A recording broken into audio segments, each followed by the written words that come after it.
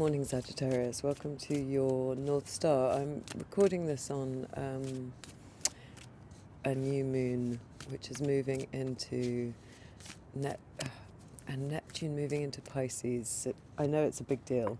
I don't know too much about astrology, but like lots of you I'm sure I watched some. So I thought rather than doing the normal read that I do, we're going to do one called Finding Your North Star. And it's a simpler read, but it's quite clear. Oh, here you are, in the idea of finding your North Star, the Tower. So maybe you feel as if something has recently really crumbled, having been not born on the right foundations. And so you're having to rebuild. Now, how to find your North Star, that's really interesting. Accept the death. Well, let me read it properly in a minute. So we've got Ten of Swords, the Seven of Wands, and Temperance. Okay. That's interesting. And the root skills that you have to support you in this quest. Beautiful. I love that. And what to let go of. Seven of Pentacles. And where this is leading. Whoa, gosh, it's quite windy suddenly. Okay, let me be a bit careful with the cards. Where it's leading is lovely. We've got the Strength and the Page of Wands. That's so beautiful. We're going to cap these at the end with some oracle cards as well, but let me dive in and start your reading. Make sure the mic's working. It's a beautiful bird. I don't know if it must be being picked up. So lovely. Anyway, right. So you in the idea of finding your North Star, finding what really is your direction in life. We have the Tower. So it's curious, isn't it? It feels, well, it's kind of, what it indicates is you've been probably building in the wrong way. That you might have been building up thinking that what your direction was in this particular way. And there's been a short, sharp shock, probably quite recently, and you've had to reevaluate how you do things or how you think about things with the Tower. So quite a good place to start building your foundations from. At least you're not having to dismantle anything that's not right. You've already got to that point. It's come down in some way, metaphorically. Something has ended or shown to be very shaky. Now, how to find your North Star? I love that we jumped straight into that, because it's really useful information. Accept the ending with the Ten of Swords. Get onto higher ground and try to sort of fight off all of the different kind of competing needs that you have. What you're trying to do here is get on higher ground to be able to see a little bit better with the Seven of Wands. And then curiously with the Temperance, it's like very fast and furious and a bit frantic energy with this pause. Now, Temperance is not unlike the kind of pause that you get with the Star, which always comes after the Tower, or comes after the Tower in the major arcana, and it's the card of healing and sort of realigning yourself, and obviously has a star in it, so it's very much like the North Star. But here, in fact, with Temperance, I see. You see how Temperance is mixing those two cups, those two ingredients in order to make a new being. So it is the card of alchemy, not a new being, a new state. And I think what you're being asked to do is mix these two states. So an acceptance of what is lost. This is what will get you to your next port. An acceptance of what is lost here with this and the new day that's coming, because this is the minor to the Death card, and you can see the dawn coming up. And mix it with getting higher ground and sort of working out what your priorities are and fighting to defend your position with what you've learnt from this end. That is how you're going to do it. It's quite sort of scrappy energy, isn't it? We'll cap these in a minute. I've knocked a pot over, and there's water seeping its way to me. That's why I keep looking, because I don't want to get wet. Okay, so those are interesting energies, and we will cap those at the end. The root skills that you have to support you is this wonderful Nine of Pentacles. She's resplendent. She's very achieved in some area of her life. She's really, look at her, she's in her beautiful garden, all those pentacles waiting. There's a sort of sense of really enjoying her status and being able to tame that falcon that she has on her hand, indicating she's a sort of level of mastery over her intuition, her foresight, her abilities in this realm. And it's probably that you have a very good, whatever you've worked on in the past, you're very good at. And, you know, she's single, she looks after herself, she's very self-sufficient. So these are really good root skills to have in your support. What to let go of with the Seven of Pentacles is carrying on working away diligently on something. Where's my neighbour? Just a sec. He hasn't noticed me. So it's not my neighbour. Well, he must be my neighbour. It's a lovely friend of mine who I see in my local park, but I don't, yeah, he'd be interested to see me doing this, I'm sure, but anyway, sorry. So carrying on working away diligently. It's interesting how no one ever looks up, isn't it? You can get away with all sorts of things up here, just one level up. Working away diligently on something I think that you've been working away on forever and ever, and it's not bearing fruit. Normally we say keep going because it will bear fruit, but in this instance, well, what you're being asked to give up on is that kind of consistent, loyal, dedicated energy towards something.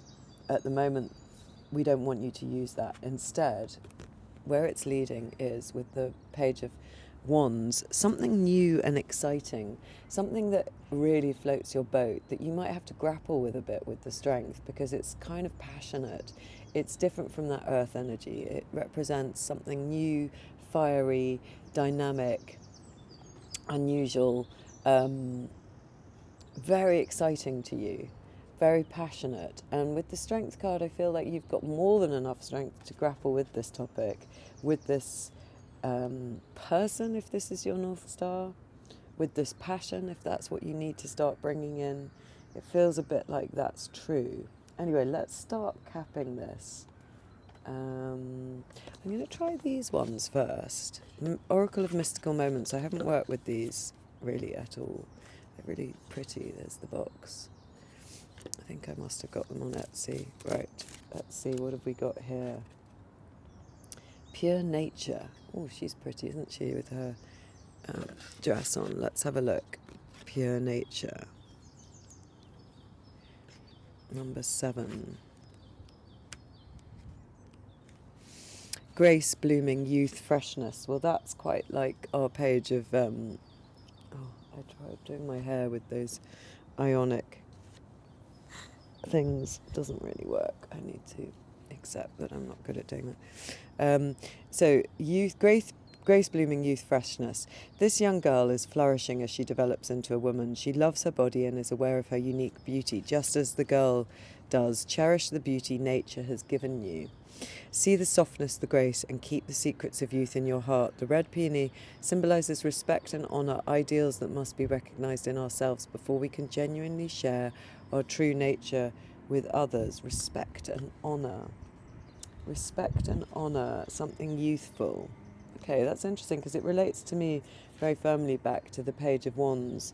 So maybe you'd forgotten something from your youth that we now need to see you respecting and honouring, that's sort of passionate and beautiful and pure. That's very interesting. Okay, let's see what else we can weave into this tale. Right, I've got these ones here. I've forgotten what these are called, but I love working with these. Let's see. So could you give any more? Oh, Sagittarius and... Well, maybe we'll make it peony people in that case. A beautiful peony. Flexibility is this card. Flexibility. It's jumping all over the place. So a pure, youthful, flexible. That's very much like the Page of Wands again.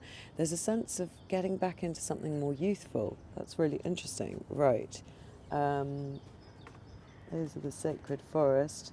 Let's try one of these. I'm not quite getting the full story for you yet. Might be because it's a new spread for me to work with, but I think it's also because it's new energy, such new energy, unfamiliar energy for you, and that you're rebuilding. Let's see what the nature spirit oracles have to say. Oh, that one. White buffalo. There's a gift coming. There is a gift coming. Something good for you and your community. So don't worry. That's a little encouragement. You need to be flexible. You need to be youthful. Let's see what these ones want to say. They're flying all over the place. I'm not really organised myself very well this morning. I'm recording this on the new moon, on Mothering Sunday. Lots to do today. Right, here we go. These are the Divine Muses Oracle. Let's see. Could you help pull this together for us? And then we'll do some teeny tiny rider Waite. For finding the North Star for Peony and Sagittarius ancestors. And Muse of Poetry. Maybe we've got a poet here. That would be lovely. Ancestors, Muse of Poetry. Have a look at those cards. Let's have a little read. Okay. Ancestors and Muse of Poetry. Ancestors, first of all, 31.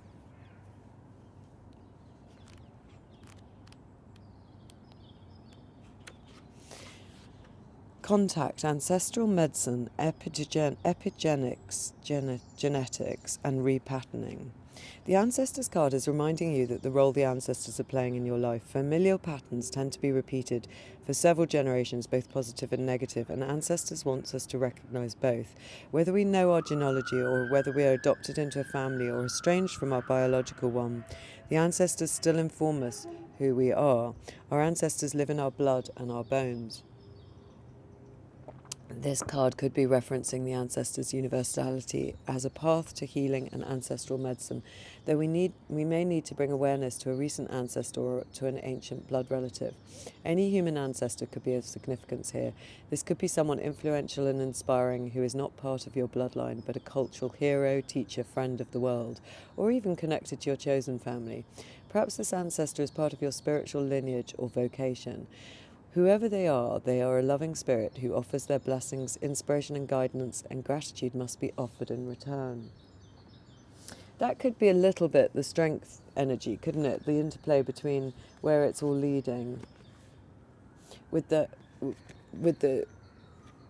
this sort of benevolent female magician and this very young energy and this very passionate energy. I feel like there's a sort of hint in this reading that it's not all up to you, this finding your North Star, that maybe you need to delve into these younger, more innocent energies, but also give the ancestors a bit of something older, a bit of a go at looking after you.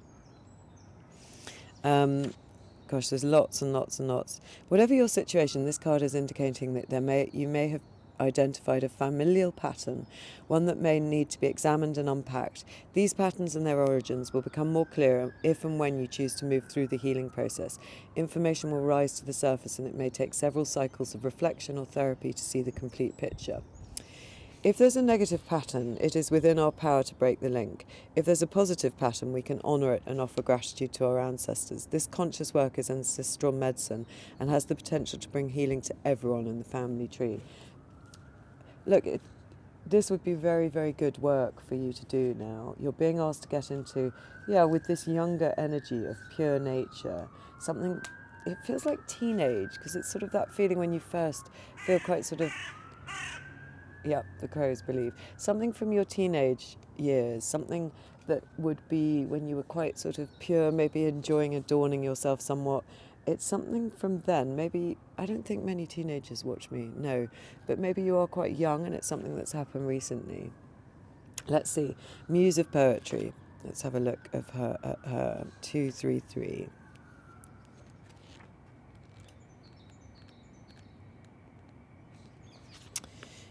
Evocation, emotional expression, verbal rhythm. The Muse of Poetry is a representation of Erato, the patron of Greek muse of lyrical love poetry and song.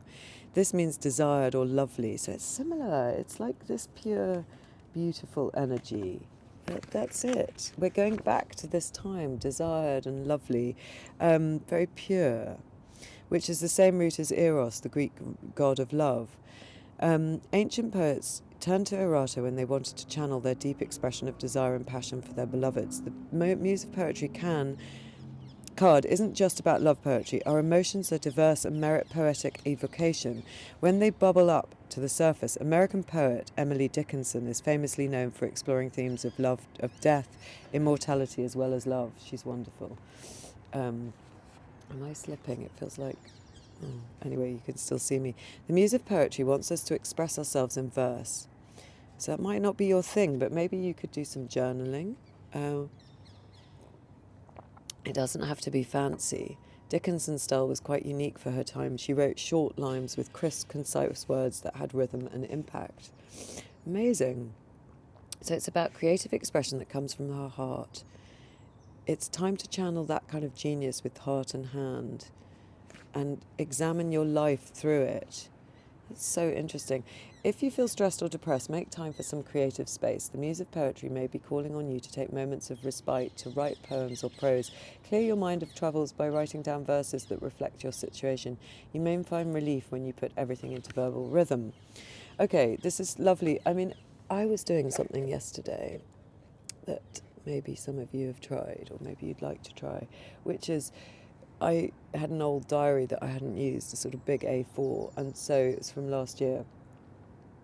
So I take a page, it could be any book, obviously, I don't know why the diary has anything to do with it, and I write to my idea of the divine, whatever that may be for you, and I express something that I need resolved, and I ask for some guidance. And maybe you could try doing that too. It's quite surprising what comes out if you get into the right frame of mind. So if you were doing it in a poetic sense, I'm sure it would be even more transformed and meaningful. But often you allow your mind to slip sideways. Maybe you allow the ancestors in, maybe you allow the divine in, and then you reconnect, I think, with something quite young here that is being reborn after this ending. Yeah, when I ask for comment, we get another one of these. Yeah, this is finding your North Star. So again, the cards are wanting to stress, you have to let go of what has been. You have to let go of this tower. Is there anything else you'd like to pull us to? Maybe explain more about finding our North Star. Okay, passion. You're growing that little page of wands into this kind of great big passion. There's some aspect of your passion that you might have neglected, that relates strongly to your childhood. Oh, they're flying all over the place. And that will put you in the centre of your world. That's so beautiful. I don't think we need many more comments. Maybe just one on the Seven of Wands. I'm a bit confused by him. Seven of Wands, fighting for your true path. Fighting for that younger voice to come through. I think that's it. That's really beautiful, Sagittarius Peony people. What an interesting feels very new, feels like something just coming from under this ground in the springtime when I'm recording this. It's very lovely. Enjoy your new moon, enjoy your just after the eclipse. Aries moving into Neptune, this new cycle, good new beginnings. See you again.